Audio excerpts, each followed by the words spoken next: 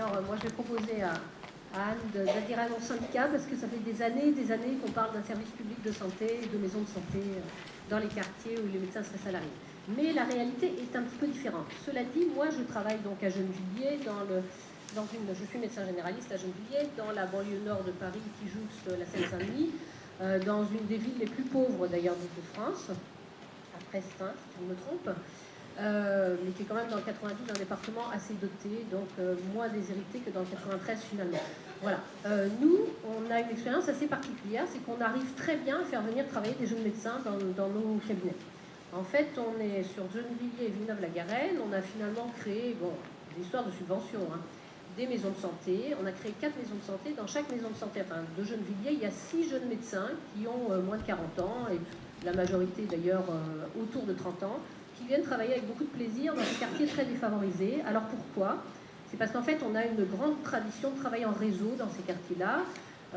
C'est un peu notre histoire, c'est-à-dire qu'on est arrivé, moi j'ai commencé à travailler en 87, l'épidémie de sida est arrivée en 90, donc on était complètement démunis, nos patients étaient très touchés parce qu'il y avait beaucoup d'usage de drogue dans nos banlieues.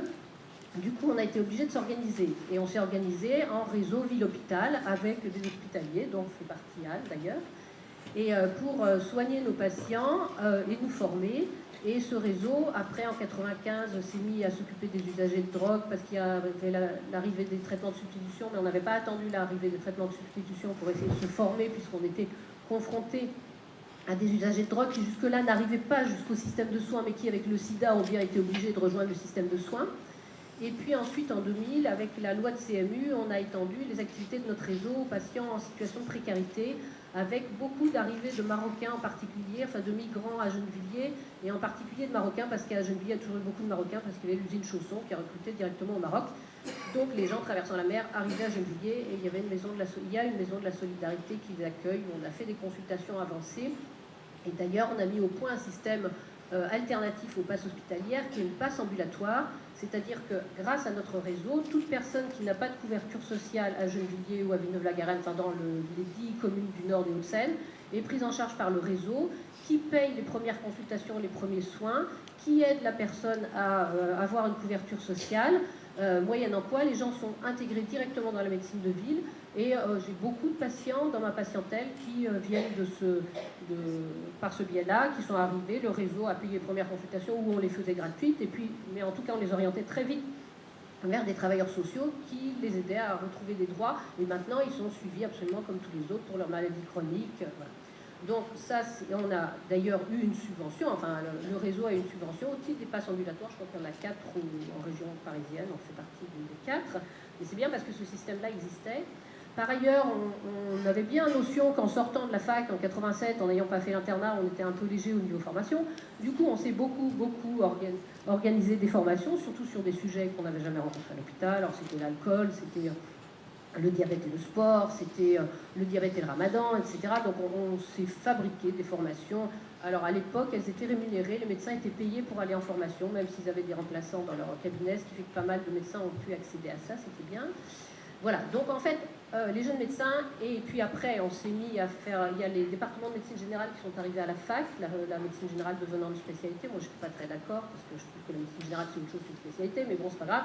Ça a donné des moyens quand même aux facs pour former des jeunes médecins, et du coup, on est devenus un peu les anciens là, de Gennevilliers, maîtres de stage, et puis on a pris des stagiaires dans nos cabinets, et en fait, les gens, quand ils vont travailler dans un cabinet, ils connaissent la patientèle, ils connaissent la façon de travailler et ils restent. Enfin, vraiment, on a énormément de demandes de candidatures pour faire de la médecine générale. Alors de la médecine lente, en secteur 1, avec pas mal de visites. J'ai encore un peu du mal à faire les visites, les jeunes, parce qu'ils n'ont pas l'habitude, sont restés trop longtemps à l'hôpital. Mais voilà, proche des patients. Et du coup, on a finalement créé des maisons de santé qui sont organisées en pôle de santé. Et on a un pôle de santé qu'on appelle pompeusement pôle de santé universitaire de Gennevilliers et Villeneuve-la-Garenne, qui regroupe 73 professionnels, à peu près un tiers de médecins, mais aussi des kinés, des pharmaciens, des herbothérapeutes, des podologues, des psychologues, etc.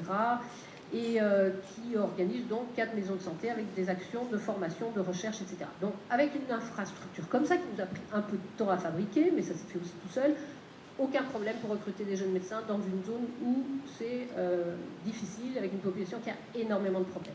Alors, après, ça c'est le côté positif.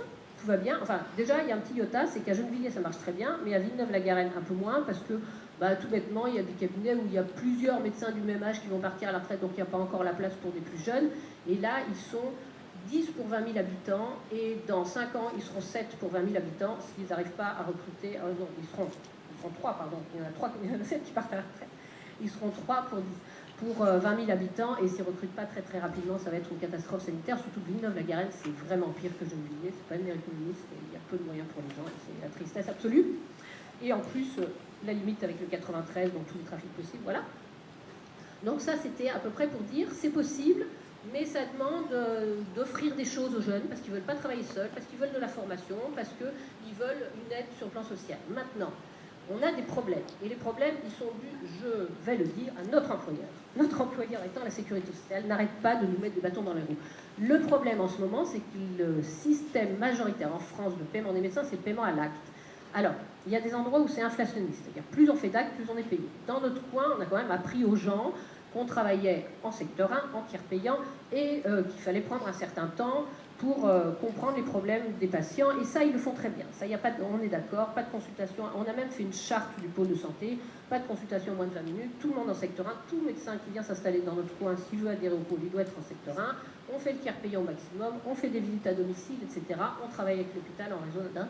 Tout ça, on arrive à le faire. Cela dit, le paiement à l'acte, en ce moment, est en train de prendre des formes complètement délirantes, avec d'abord une augmentation du prix de l'acte. Vous avez remarqué que c'est passé de 23 à 25. Des nouveaux actes là, qui sont en train de nous pondre, où ce sera 60 € pour l'annonce d'un cancer, 46 € pour une première consultation de contraception, un truc délirant, d'une part qu'on ne peut pas faire payer aux patients qui ne sont pas à 100%, d'autre part que si on le fait payer aux patients qui sont à 100%, et moi tous mes patients sont des patients complexes, donc tous mes patients qui sont en ALD, je ferai payer à la Sécu 60 € au lieu de 25, vous voyez ce que ça donne, je veux dire, on va ruiner la Sécu, je n'ai pas vraiment envie, puisque c'est mon employeur. Et par ailleurs, il y a des tas de systèmes tout à fait pervers de primes qu'ils ont rajoutés. Alors il y a des forfaits qui sont versés aux médecins en fonction du nombre de patients qui les ont choisis comme médecins traitants. Cette espèce d'obligation débile là, inventée par Sarkozy d'avoir un médecin traitant qui en fait c'est une punition. C'est-à-dire si vous n'avez pas de médecin traitant, de toute façon vous êtes très mal remboursé. Donc vous avez intérêt à choisir un médecin traitant. Et puis après, si vous allez voir le spécialiste et qu'il n'a pas noté que vous étiez adressé par le médecin traitant, et ben vous êtes mal remboursé, même s'il est en secteur 1, etc. Donc un truc pour faire comprendre aux gens, avec les chancelleries médicales de 1 € par consultation, que la Sécu c'est pas gagné et qu'il va falloir payer de toute façon quelque chose. C'était ça, l'optique de Sarkozy. Et les franchises devaient augmenter, etc. Donc, avec tous ces systèmes débiles, donc, les médecins sont payés un forfait en fonction de patients dont ils sont le médecin traitant, et puis ils sont payés aussi à la performance. Alors, ils ont une rémunération, une prime à la performance sur des indicateurs qui ont été inventés par la Sécu, qui ne correspondent en rien à notre exercice et en rien à notre patientèle et à la différence des patientèles. Par exemple, on est payé, on a une prime si on remplit, alors il y a 29 indicateurs, dont bien vacciner les gens contre la grippe, faire beaucoup de mammographie aux femmes qui ont l'âge, etc. Et puis il y a par exemple un certain nombre d'examens de bilan aux patients diabétiques. Et si on ne fait pas 2 ou 3 bilans par an aux patients diabétiques, eh ben, on n'aura pas notre prime. Notre prime sera moins haute, parce que tout le monde a une prime, vous inquiétez pas. Notre prime sera moins haute. Et en fait, en pratique, ça veut dire que quand un patient diabétique vient, on lui dit « il faut faire votre bilan ». Et bien, on lui dit plus pour votre santé, il faut faire votre bilan, mais en arrière-pensée, parce que comme ça, je vais pouvoir être payé plus si vous faites bien votre bilan. Donc vous voyez, ça fait quand même des effets pervers. Et par ailleurs, nous, on a des collègues qui suivent des Marocains qui ont travaillé toute leur vie à Chausson, etc., qui sont repartis au pays, qui reviennent en coup de vent une fois tous les 6 mois, et ils ont le droit, et ils n'ont pas toujours le temps de faire le bilan qu'on leur demande de faire, hop, et la prime va être moins importante, donc on va les engueuler ceux-là parce qu'ils n'ont pas bien fait, etc. Donc, mon syndicat, nous avons refusé la prime à la performance à grand renfort de communiqué de presse, mais comme nous sommes un peu minoritaires, nous avons cru comprendre que seuls 5% des médecins ont refusé cette prime à la performance. Après, calcul rapide, les médecins, il est évalué que c'est à peu près 6 700 € par an par médecin. Quand même, cette prime, c'est pareil, hein, ça fait un beau 13e mois. Oui, c'est exactement un 13e mois. Ça fait un 13e mois, et quand on multiplie par 90 000 médecins, ça fait 600 millions. Je ne sais pas pourquoi la Sécu a décidé de jeter par la fenêtre cet argent-là, c'est-à-dire de payer les médecins qui sont déjà bien payés par des primes et d'essayer de les pervertir. Cela dit, il y a des pistes, parce qu'on vient d'apprendre que le forfait, en fait, maintenant, alors d'une part, il y a des pistes. Dans le projet de loi dans la dernière convention de novembre dernier, on a vu apparaître des petites choses. C'est-à-dire on a vu apparaître peut-être qu'on pourrait insérer dans les indicateurs un indicateur qui serait sur la reprise d'activité des patients. Vous entendez, limiter les arrêts de travail. Sur la rééducation, sur les transports en ambulance, en fait, tous les postes sur lesquels la Sécu a décidé qu'il fallait faire des économies. Donc au départ, ils font les vertueux, vous devez faire de la bonne médecine et tout ça, vous occupez du dépistage. Et puis après, finalement, on voit bien qu'il y a une histoire. Les médecins vont être obligés de se conformer à des directives qui sont des directives d'économie décidées par la Sécu, absolument pas en rapport avec l'intérêt de la santé des patients. Il y a ça, et là, très dernièrement, on vient d'apprendre que dans le projet de loi de financement de la Sécu, il est prévu, il y a eu une réunion entre l'UNOCAM, l'Union nationale des complémentaires d'assurance maladie privée et l'assurance maladie, demandant aux complémentaires privés de payer la moitié du forfait par médecin traitant payé pour le nombre de gens qu'on suit dans notre patientèle, qui était théoriquement pas une mauvaise idée, mais qui en fait est complètement dévoyée. Et finalement, on va être non seulement employé par la Sécu, mais employé par le mutuel, par les complémentaires santé et les assurances, ce qu'on redoutait depuis le départ de l'affaire et ce qu'on avait dénoncé. Donc voilà, être fonctionnaire de la Sécu ou être fonctionnaire d'une assurance, c'est pas du tout pareil. Et là-dedans, où est l'intérêt des patients, sachant que moi, j'ai remarqué dans mon pôle de santé des effets pervers. Il y a des médecins qui changent le médecin traitant. C'est très facile, on prend la carte vitale, on la met dans la machine et hop, on devient le médecin traitant de quelqu'un qui est suivi depuis des années par un autre, dans le même cabinet. Enfin, je veux dire, c'est dégueulasse. Vraiment, c'est dégueulasse que la Sécu nous ait fait un système comme ça, parce qu'en plus, ils nous montent les uns contre les autres et ils changent les pratiques. Et les patients là-dedans n'y comprennent rien, ils ne savent rien, ils ne savent pas que c'est à l'insu que les médecins sont achetés comme ça par l'assurance maladie et bientôt par les assurances, et qu'on va essayer d'influencer sur leur comportement pour gagner de l'argent. Donc moi, depuis le début, qui suis pour être payé à la capitation, c'est-à-dire au nombre de patients que je suis, ce qui paraît très logique, parce qu'on ne peut pas suivre la terre entière, donc on imagine que chaque médecin aurait entre 500 et 1000 patients, suivant le temps qu'il veut bien passer dans son cabinet, et bien je ne peux même plus demander ça, puisque de toute façon, c'est perverti par le système, etc. Cela dit,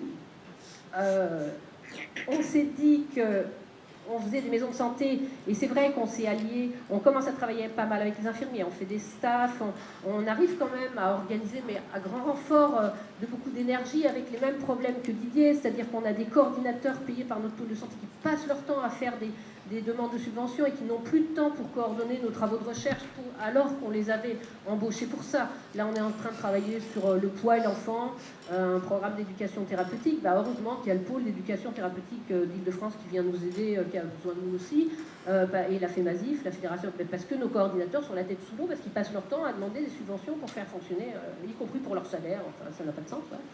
Donc voilà dans quelle dynamique on nous met. Et en fait, il y a deux choses que je voudrais dire. C'est que d'une part, les patients ne revendiquent pas suffisamment leur place dans cette histoire. Et d'autre part, je trouve qu'en France, on invente des usines à gaz, des systèmes incroyables qui sont pour avoir des subventions, ou alors qui sont sur le terrain comme au Franc-Moisin, ou comme à la case de santé à Toulouse, ou comme il y a plein d'expériences comme ça qui sont vraiment intéressantes parce que on essaye d'associer des travailleurs sociaux aux médecins, qu'on sait bien que les médecins tout seuls ne vont pas résoudre les problèmes de santé. En fait, on est là à essayer de se débattre pour essayer de trouver des modèles, pour essayer de faire accepter aux médecins qu'une part peut-être de leurs revenus pourrait servir à payer une secrétaire finalement, parce que le secrétaire téléphonique c'est pas si bien, il faut quelqu'un pour accueillir, etc. Alors qu'on a juste à côté de nous, dans le Nord, là, l'exemple des maisons médicales belges. Et moi, je serais pour qu'on prône cet exemple. Les maisons médicales belges, eux, leur système, il est complètement inverse. Alors, des médecins se sont mis ensemble pour créer ces maisons médicales.